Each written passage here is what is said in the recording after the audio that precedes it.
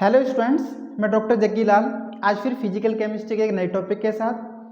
तो स्टूडेंट्स, आज हम बात करते हैं इलेक्ट्रोकेमिस्ट्री का दूसरे लेक्चर के बारे में। आज का जो हमारा लेक्चर है, दूसरा लेक्चर है इलेक्ट्रोकेमिस्ट्री का। ठीक है, lecture to electrochemistry.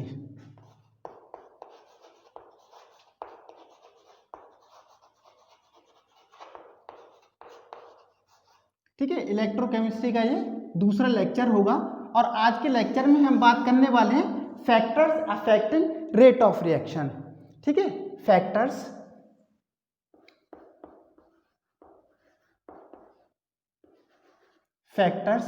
Affecting rate of reaction,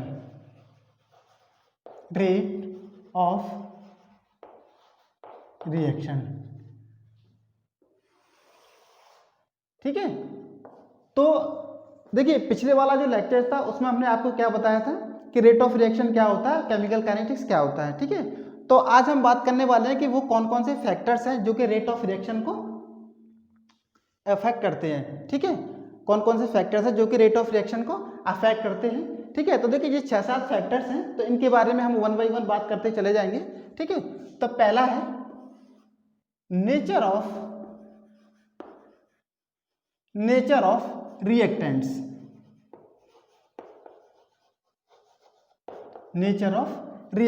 ठीक है, पहला हमारा क्या है, नेचर ऑफ रिएक्टेंट्स के नेचर, जो रिएक्टेंट्स हैं उनका नेचर क्या होता है, तो उसका जो नेचर होता है उसके according rate of reaction depend करता है। ठीक है, सपोज मैं मान के चलूं कोवलेंट रिएक्टेंट के बारे में हम बात करते हैं, कोवलेंट रिएक्टेंट्स। ठीक है,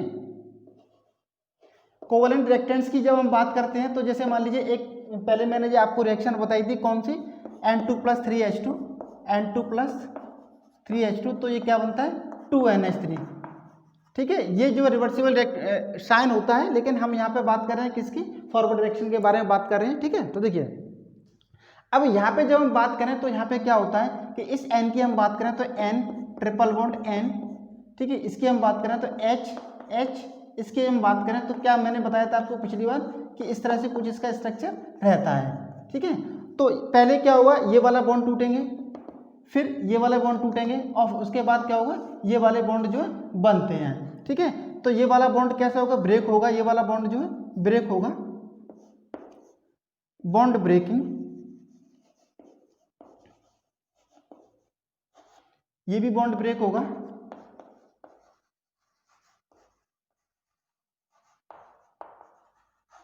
ठीक है, और नए बॉन्ड बनेंगे। ठीक है, new bonds will be form, नए बॉन्ड क्या है बनेंगे। ठीक है, नए बॉन्ड बनते हैं। तो अब जो है इसकी अब बात करें तो भाई ये वाला बॉन्ड टूटेगा, ये वाला बॉन्ड टूटेगा, उसके बाद से जो ये अलग अलग बॉन्ड्स बनेंगे। ठीक है, कोवलेंट बॉन्ड है ये, तो क्या ये कुछ ना कुछ टाइम तो लेगा। तो ठीक है, इस रिएक्शन के हम क्या करते हैं, रेट ऑफ रिएक्शन निकाल सकते हैं। इसी तरह से अगर हम आयनिक रिएक्टेंट्स की बात करें, आयोनिक रिएक्टेंट्स। ठीक है, जब हम आयोनिक रिएक्टेंट्स की बात करें तो आयोनिक रिएक्टेंट्स के केस में क्या होता है, इसकी एक मैंने आपको रिएक्शन बताई थी पिछली बार, जो है NaCl plus AgNO3।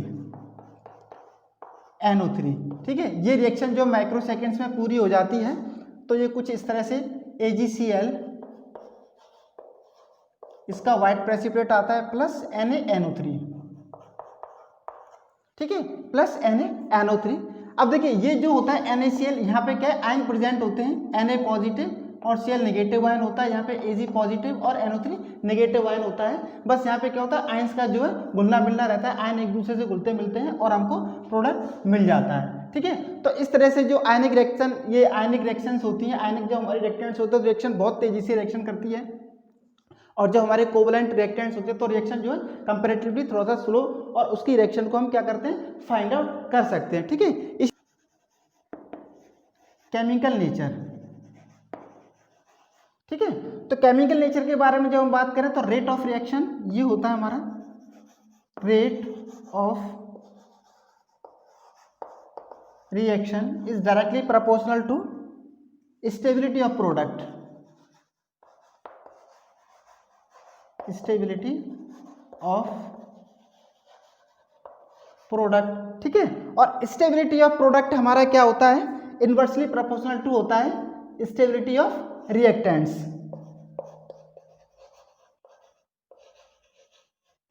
Stability of reactants, ठीक है। मतलब क्या, रेट ऑफ रिएक्शन होता है हमारा directly proportional to stability of products, और stability of products inversely proportional to होता है स्टेबिलिटी ऑफ रिएक्टेंट्स, ठीक है। तो मतलब जब हमारा प्रोडक्ट स्टेबल बनेगा तो रेट ऑफ रिएक्शन हमारी क्या होगी, ज़्यादा होगी, ठीक है।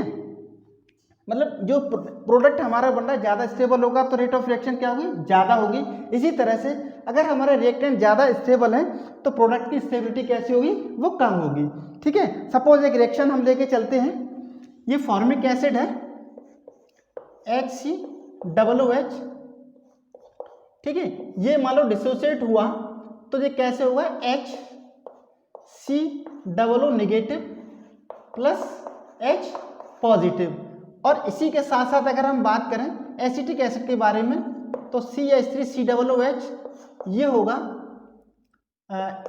इसको ऐसे लिख देते हैं नेगेटिव प्लस H पॉजिटिव, ठीक है। तो यहाँ पे देख आप क्या देख पा रहे हैं कि जब हम इन दोनों के रिएक्शन, देखिए यहाँ पे जो ये जो साइन लगा हुआ है ये रिवर्सिबल होता है, लेकिन कोई बात नहीं, हम यहाँ फॉरवर्ड रिएक्शन के बारे में बात कर रहे हैं, ठीक है। तो देखिए जब हम बात करते हैं इसकी, ये जो हमारा बना है प्रोडक्ट और इसकी, तो इन दोनों प्रोडक्ट्स में जब हम बात करें तो क्या होता है, ये वाला जो प्रोडक्ट है वो ज़्यादा स्टेबल होता है और ये कम स्टेबल होता है, ठीक है। तो ये क्या होगा, स्टेबल होगा और ये कैसा होगा, अनस्टेबल होगा, ठीक है। ये स्टेबल है और ये कैसा अनस्टेबल है, ठीक है। देखो ये स्टेबल क्यों है, ये अनस्टेबल क्यों है। अब जो इसके साथ में जो H जुड़ा हुआ है तो H क्या होता है, H के ऊपर क्या होता है भाई, इसके पास तो कोई चार्ज नहीं होता है। अब जब हम इसकी बात करें, ये किसी भी तरह का कोई इफेक्ट शो नहीं करता है, ये इसके पास जो इलेक्ट्रॉन, ना तो ये इलेक्ट्रॉन को देगा ना इलेक्ट्रॉन को लेगा, अपनी तरफ खींचेगा, ठीक है। अब जो CH3 लगा हुआ है, CH3 का जो नेचर होता है वो कैसा होता है, इलेक्ट्रॉन डोनेटिंग, ठीक है। ये प्लस आई इफेक्ट शो करता है, तो प्लस आई इफेक्ट शो कर रहा है मतलब ये अपने इलेक्ट्रॉन्स को जो है इसको देगा, जो COOH नेगेटिव है इसको अपने इलेक्ट्रॉन्स को देगा। तो जब ये अपने इलेक्ट्रॉन इसको देगा तो क्या होगा, इस पर नेगेटिव चार्ज बढ़ेगा, जब नेगेटिव चार्ज बढ़ेगा तो उतना ही ये अनस्टेबल होता चला जाएगा। भाई चार्ज जब बढ़ रहा है तो हमारी स्पीसीज जो है कैसी होगी, अनस्टेबल होती चली जाएगी, और हर कोई अनस्टेबल स्पीसीज चाहती है कि वो स्टेबल हो, ठीक है। तो इस तरह से हम कह सकते हैं कि जो हमारे केमिकल नेचर की बात करें, अगर हमारा जो रेट ऑफ रिएक्शन की हम बात करें तो अगर स्टेबिलिटी ऑफ प्रोडक्ट ज़्यादा है तो रेट ऑफ रिएक्शन ज़्यादा होगा, और स्टेबिलिटी ऑफ प्रोडक्ट ज़्यादा है, ठीक है, तो इसके लिए स्टेबिलिटी ऑफ रिएक्टेंट्स हमारी कैसा कम होना चाहिए, ठीक है। रिएक्टेंट्स की स्टेबिलिटी कम होनी चाहिए, तो ये एक दूसरे के रिवर्सिबल होते हैं, ठीक है। इसी तरह से अगर हम बात करें होमोजीनियस और हेट्रोजीनियस के बारे में, होमोजीनियस एंड हेट्रोजीनियस के बारे में, ठीक है। तो होमोजेनस और हेट्रोजेनस के बारे में बात करें तो जैसे मान लीजिए होमोजेनस है, जैसे मान लो गैस से रिएक्शन कर रहा है, लिक्विड से रिएक्शन कर रहा है, सॉलिड से रिएक्शन कर रहा है, ठीक है। और हेट्रोजेनस में क्या है, सॉलिड लिक्विड से रिएक्शन कर रहा है, लिक्विड सॉलिड से रिएक्शन कर रहा है, ठीक है। मतलब जो उसका जो नेचर है, उसका जो नेचर है, फिजिकल नेचर, वो कैसा होगा, चेंज हो जाएगा। अब जैसे मान लीजिए होमोजेनस की बात करें तो मान लो हम गैस से रिएक्शन कराएं तो गैस के मॉलिक्यूल्स क्या होता है, एक दूसरे से बहुत ज़्यादा दूर होते हैं, तो वो क्या है कि आपस में अच्छे से कोलाइड कर पाते हैं और रिएक्शन हमारी हो जाती है। इसी के साथ साथ अगर हम सॉलिड के मॉलिक्यूल्स की बात करें तो सॉलिड के मॉलिक्यूल्स क्या होते हैं, बहुत पास होते हैं, ठीक है। ये आपस में इतना मूवमेंट नहीं कर पाते, इतना इनमें मूवमेंट नहीं होता है। इसी तरह से लिक्विड की बात करें तो लिक्विड के मॉलिक्यूल जो क्या है कंपेरेटिवली थोड़ा सा इससे जो है क्या होते हैं, थोड़ा सा इनकी ये डिस्टेंस ज़्यादा होती है, ठीक है, और ये एक बहुत ज़्यादा होते हैं। तो अगर हम बात करें तो सबसे ज़्यादा रिएक्शन जब होगी तो किसके, गैस के केस में होगी, उसके बाद में जो है लिक्विड के केस में होगी, और उसके बाद में फिर सॉलिड के केस में होगी, ठीक है। तो मतलब गैस हमारी जो रिएक्शन करेगी वो क्या, सॉलिड से और लिक्विड से ज़्यादा फास्ट करेगी, ठीक है। उसका जो रेट ऑफ रिएक्शन होगा, रिएक्शन का जो रेट ऑफ रिएक्शन है वो कैसा होगा, ज़्यादा होगा गैसेस के लिए, फिर लिक्विड के लिए, उसके बाद सॉलिड्स के लिए होगा। इसीलिए अगर हम हेट्रोजेनस की बात करें तो भाई सॉलिड लिक्विड से रिएक्शन कर रहा है, लिक्विड हमारा सॉलिड से रिएक्शन कर रहा है, तो वहाँ पे जो क्या होगा, रेट ऑफ रिएक्शन जो कम हो जाएगा, ठीक है। तो ये था हमारा नेचर ऑफ रिएक्टेंट्स के बारे में कि जो रिएक्टेंट्स हैं उनका नेचर कैसा होगा, तो हमारी रिएक्शन रेट ऑफ रिएक्शन जो है किस तरह से वेरी करती है, ठीक है। ठीक है, तो अगला हम बात करेंगे physical state of reactants. Physical state of reactants, ठीक है। तो रिएक्टेंट्स की फिजिकल स्टेट पे किस तरह से डिपेंड करता है, ठीक है। अभी देखो मैंने बताया होमोजीनियस और हेटेरोजीनियस का जब मैं एग्जांपल दे रहा था, तो वो इसको यहाँ पे हम डाल सकते हैं। तो यहाँ पे देखिए गैसेस के केस में जब हम बात करें तो क्या होगा, रेट ऑफ रिएक्शन ज़्यादा होगा, और लिक्विड के केस में क्या होगा, लिक्विड के केस में क्या होगा, ये सॉलिड से ज़्यादा होगा, ठीक है। तो इस तरह से जैसा मैंने आपको वहाँ पे बताया कि गैस के मॉलिक्यूल्स की जब हम बात करें, गैस के मॉलिक्यूल्स क्या है, दूर दूर होते हैं, लिक्विड के मॉलिक्यूल्स क्या है, थोड़ा सा इस तरह से होते हैं, ठीक है, और सॉलिड के मॉलिक्यूल क्या है, एक दूसरे के बहुत ज़्यादा पास पास होते हैं, ठीक है। तो जब ये दूर दूर है, इनके बीच में ज़्यादा गैप है, तो क्या करते हैं, ये एक दूसरे से कोलाइड आसानी से कर सकते हैं, ठीक है। इसके कंपेरेटिवली जो है थोड़ा सा कम कर सकते हैं, और ये इनमें बहुत ज़्यादा कम होता है, ठीक है। तो जब हम बात करें गैसेस के बारे में, तो गैसेस के लिए जो रेट ऑफ रिएक्शन है ज़्यादा होगा, उसके कंपैरिजन उससे थोड़ा सा कम लिक्विड के लिए, और फिर सबसे कम हमारा किसके बारे में होगा, किसके लिए होगा, सॉलिड के लिए होगा, ठीक है।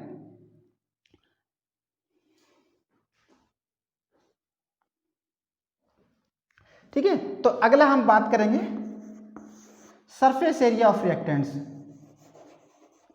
सरफेस एरिया ऑफ रिएक्टेंट्स, ठीक है। सरफेस एरिया ऑफ रिएक्टेंट्स के बारे में बात करेंगे, जो रिएक्टेंट्स हैं उनका सरफेस एरिया, ठीक है। तो देखिए जब सरफेस एरिया की जब हम बात करते हैं, तो इसका एक एग्जांपल ले लीजिए, या फिर ऐसे कह सकते हैं हम, rate of reaction is directly proportional to surface area of reactants, ठीक है। रेट ऑफ रिएक्शन हमारा क्या होता है, directly proportional to surface area of reactants, ठीक है। तो देखिए इसका हम एक एग्जांपल लेके बात करें कि एक हमारे पास जो है ये गिलास है, ठीक है, इसमें पानी भरा हुआ है, और इसमें हम डालें, ये डालें छोटे, ये बड़े वाले जो है शुगर के पीसेस डालें, और एक इनसे छोटे वाले शुगर के पीसेस डालें, जैसे मान लीजिए ये छोटे छोटे शुगर के पीसेस हम डालें,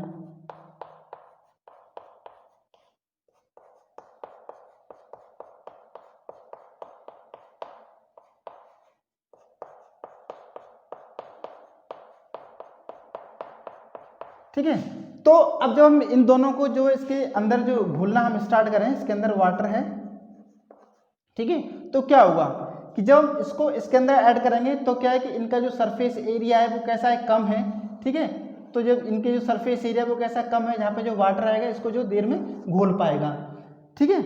और यहाँ का जब हम बात करें तो क्या है कि अब जैसे मान लो इसके अंदर ये बहुत सारे, इसको हम कट करें तो बहुत सारे ऐसे छोटे छोटे इसके अंदर से जो है क्रिस्टल हमको मिलेंगे। तो जब क्रिस्टल मिलेंगे तो क्या है कि इनके जो बीच का जो जगह है, मान लो जैसे ये इसको हम पूरा क्रिस्टल बना दें, तो इसका जो बाहर की साइड वाला तो रिएक्ट करेगा, लेकिन अंदर की साइड वाला जो एरिया है वो उससे रिएक्ट नहीं कर पाएगा। तो वो क्या है, देरी से घुल पाएगा। देरी से घुल पाएगा मतलब जो रेट ऑफ रिएक्शन है वो बड़े वाले के केस में कम होगी, और इनके केस में जो रेट ऑफ रिएक्शन है वो ज़्यादा होगी, क्योंकि जब हम इसके अंदर ऐड करें तो क्या है, इनके जो साइड वाला भी पोर्शन है वो सारा का सारा हमको रिएक्शन करने के लिए मिल जाएगा, ठीक है। तो वो यहाँ पे सारे के सारे सबके साथ में जो वाटर क्या होगा, मौजूद होगा, तो इसको आसानी से घोल पाएगा। तो जो सरफेस एरिया की बात करें, जितना ज़्यादा हमारा सरफेस एरिया होगा, रेट ऑफ रिएक्शन हमारी उतनी ही ज़्यादा होगी, ठीक है ना। तो नेक्स्ट हम बात करते हैं presence of catalyst. Presence of catalyst,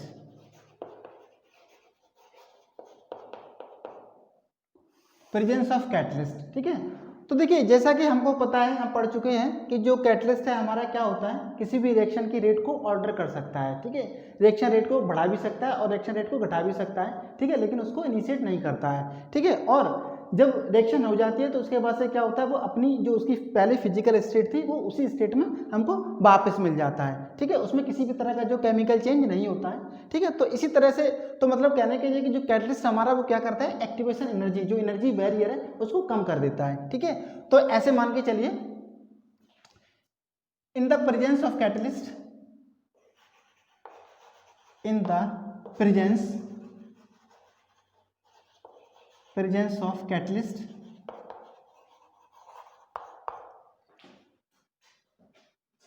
energy of activation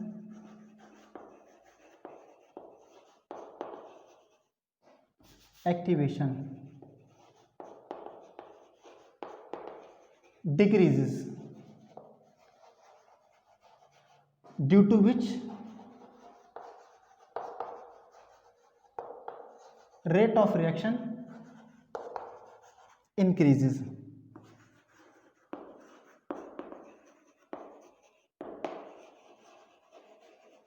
ठीक है, तो ऐसे मान के चलिए ये हमारा रिएक्शन हो रही है, ठीक है, तो ये एनर्जी,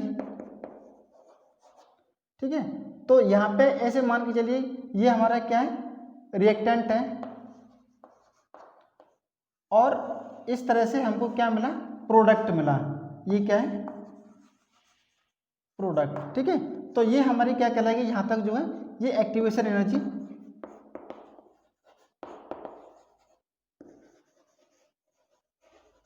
ठीक है, ये हमारी क्या है, एक्टिवेशन एनर्जी है। तो ये हमारी जो एक्टिवेशन एनर्जी है वो क्या है, अब इसमें हमने क्या है, मान लीजिए किसी भी तरह की जो है रिएक्टेंट्स, ठीक है, प्रोडक्ट बन रहा है, तो क्या होगा, ये बिना कैटलिस्ट के, जब हमने इसमें क्या किया, कैटलिस्ट डाल दिया, तो कैटलिस्ट डाल दिया तो क्या हुआ, ये एक्टिवेशन एनर्जी कैसी हो रही है, हो गई हमारी कम हो गई, ठीक है, यहाँ इसको ले लो, एक्टिवेशन एनर्जी हमारी क्या है, कम हो गई, ठीक है, एनर्जी ऑफ एक्टिवेशन क्या हो गई हमारी, कम हो गई, मतलब जो एनर्जी बैरियर था वो कम हो गया। सपोज ऐसे मान के चलिए कि ये हमारा कोई मकान है, ठीक है, अब इस मकान में आप जो है यहाँ खड़े हुए हो, आप क्या है, यहाँ खड़े हुए हो, और इसका दरवाजा क्या है, इस साइड में है, ठीक है, तो क्या होगा कि आपको मान लो इसमें एंटर करना है, तो आप ऐसे घूम के जाओगे, ठीक है, या फिर इस तरह से ऐसे घूम के जाओगे, ठीक है, लेकिन क्या किया कि यहाँ से इसमें यहाँ से ही दरवाजा बना दिया, तो सीधा जो डायरेक्ट इसमें एंट्री मार लो, ठीक है। तो एनर्जी जो हमारा कैटलिस्ट होता है, एक्टिवेशन एनर्जी को, जो एनर्जी बैरियर उसको क्या कर देता है, कम कर देता है, ठीक है। नेक्स्ट है हमारा effect of temperature,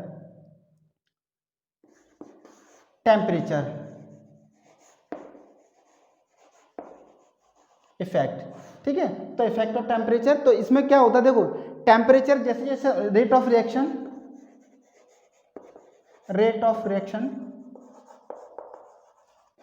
is directly proportional to temperature, ठीक है, तो रेट ऑफ रिएक्शन क्या होती है हमारी, टेम्परेचर के डायरेक्टली प्रोपोर्शनल होती है। तो जब जैसे जैसे हम टेम्परेचर बढ़ाएंगे तो क्या होता है, जो हमारे रिएक्टेंट्स हैं उसके मॉलिक्यूल जो है एक्टिव हो जाते हैं, उनमें एनर्जी आ जाती है, और रिएक्शन हमारी क्या होती है, वो कर जाती है, ठीक है, रिएक्शन हमारी हो जाती है। तो जितना ज़्यादा टेम्परेचर हम बढ़ाएंगे तो रेट ऑफ रिएक्शन भी उसी हिसाब से बढ़ेगा। जैसे मान लीजिए 10 डिग्री सेल्सियस अगर हमने टेम्परेचर बढ़ाया, ठीक है, तो रेट ऑफ रिएक्शन डबल हो जाए, ठीक है, फिर हमने 10 डिग्री बढ़ाया तो वो क्या हुआ, डबल के बजाय वो ट्रिपल हो जाए, ठीक है। तो इस तरह से जो रेट ऑफ रिएक्शन है, ये क्या है, रिएक्शन टेम्परेचर के ऊपर डिपेंड करती है, टेम्परेचर हम बढ़ाते चलाएंगे, रेट ऑफ रिएक्शन बढ़ती चली जाएगी, ठीक है। इसको और आगे जब आएंगे हम तो और इसको ठीक से डिस्कस करेंगे, पूरा जो इसको डिटेल में और पढ़ने वाले हैं, ठीक है। तो ये था हमारा प्रेजेंस ऑफ कैटलिस्ट। जब हमारा कैटलिस्ट प्रेजेंट होता है तो रेट ऑफ रिएक्शन पर क्या इफेक्ट पड़ता है, और जब रिएक्शन को जो टेम्परेचर देते हैं तो क्या इफेक्ट पड़ता है, ठीक है।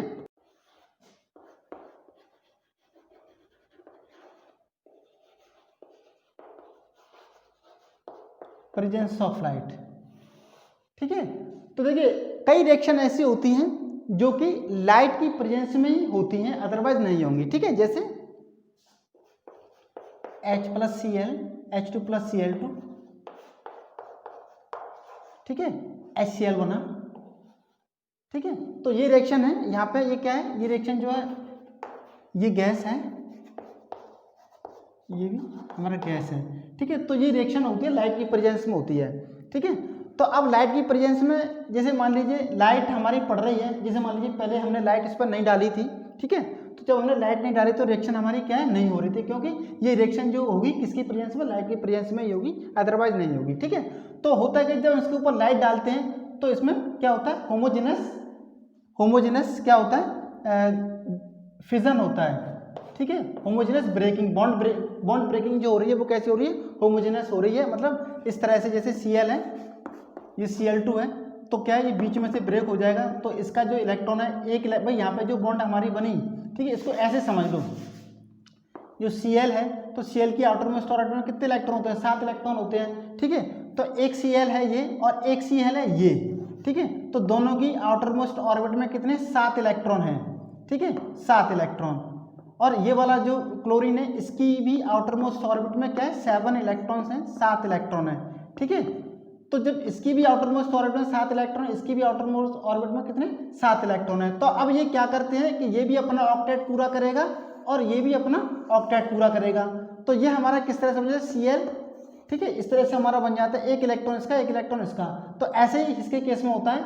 तो अब इसमें होगा क्या कि जब ये ब्रेक होगा तो क्या अपना इलेक्ट्रॉन ये ले जाएगा, एक अपना इलेक्ट्रॉन ये ले जाएगा, दोनों अपने अपने इलेक्ट्रॉन ले जाएंगे, तो ये क्या होगा, हमारा होमोजेनस फिजन होगा, ठीक है। तो होमोजेनस फिजन या होमोजेनस बॉन्ड ब्रेकिंग, तो जब मतलब ये हमारा फ्री रेडिकल बन जाएंगे दोनों के दोनों, तो जब जैसे ही फ्री रेडिकल बनेंगे तो रिएक्शन हमारी प्रोसीड कर जाएगी, अदरवाइज नहीं करेगी, ठीक है।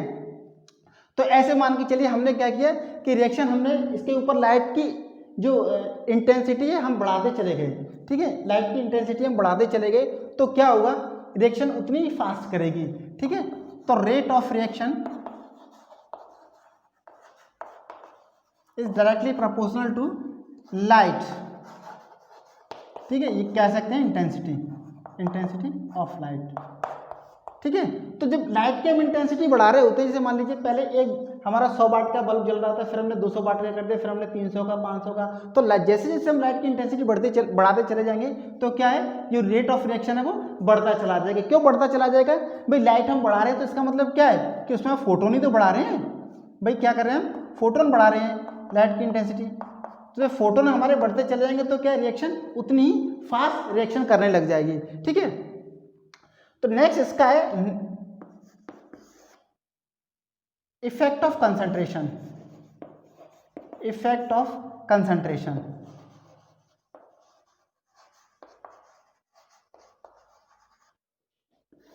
ठीक है। इफेक्ट ऑफ कंसंट्रेशन आगे जो भी हमारे लेक्चर होगा वो इस पे ही होने वाले हैं, ठीक है। ये बहुत बड़ा टॉपिक है एक तरह से, ठीक है। तो देखो इफेक्ट ऑफ कंसंट्रेशन की जब हम बात करेंगे तो rate of reaction generally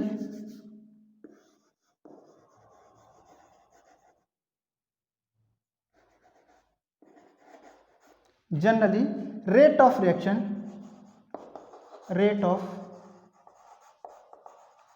reaction increases on increasing concentration, ठीक है। तो जनरली जो हमारा रेट ऑफ रिएक्शन है क्या है, कंसंट्रेशन के बढ़ाने के साथ साथ बढ़ता है, ठीक है, लेकिन ये जरूरी नहीं है, ठीक है, लेकिन ये जरूरी नहीं है। अब ऐसे मान के चलिए ये हमारा रिएक्टेंट है,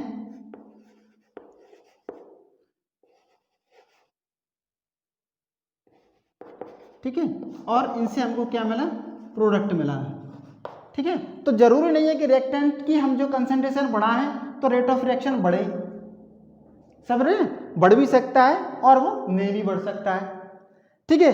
अब प्रोडक्ट की जब कंसंट्रेशन की बात करें तो ऐसे ही यहाँ पे भी होगा, ठीक है, ऐसे ही यहाँ पे भी होगा।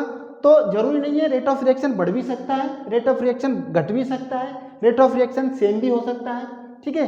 किसी की भी हम जो कंसंट्रेशन बढ़ा दें तो ये डिपेंड करेगा उन कंडीशंस के ऊपर, अब बाकी अदर कंडीशंस के ऊपर डिपेंड करेगा कि रेट ऑफ रिएक्शन जो कंसंट्रेशन के साथ में क्या इफेक्ट करने वाली है, ठीक है। या फिर जैसे मान लीजिए हमारे 2 रिएक्टेंट हैं, तो रिएक्टेंट्स में 2 में से हमने एक ही कंसंट्रेशन बढ़ा दी तो रेट ऑफ रिएक्शन हमारी बढ़ जाए, हो सकता है। अगर हमने दोनों की बढ़ा दी तो हो सकता है रेट ऑफ रिएक्शन बढ़ जाए, हो सकता है रेट ऑफ रिएक्शन घट जाए, ठीक है। तो ये जरूरी नहीं है कि रेट ऑफ रिएक्शन बढ़े ही बढ़े, घट भी सकता है और कोई चेंज भी नहीं हो सकता। एक बात और होती है कि जरूर नहीं है बढ़े या घटे, ठीक है, ना घटे ना बढ़े, और वो जैसे थी वैसी हो सकती है, ठीक है। तो अगले लेक्चर में जो हम पढ़ेंगे जो हमारा रेट ऑफ रिएक्शन है, तो उसमें सारा का सारा ये effect of concentration, sorry order of reaction जो पूरा का पूरा इसी पर डिपेंड करेगा, ठीक है। तो आज के लिए इतना ही। अगर आपको ये वीडियो अच्छा लगा हो तो वीडियो को लाइक करें, शेयर करें। अगर आप मेरे चैनल पर नए हैं तो मेरे चैनल को सब्सक्राइब करें, और हाँ, बगल में दिए हुए बेल आइकन को जरूर दबाएं ताकि जैसे ये वीडियो अपलोड करूं सबसे पहले वो आपको मिले। धन्यवाद।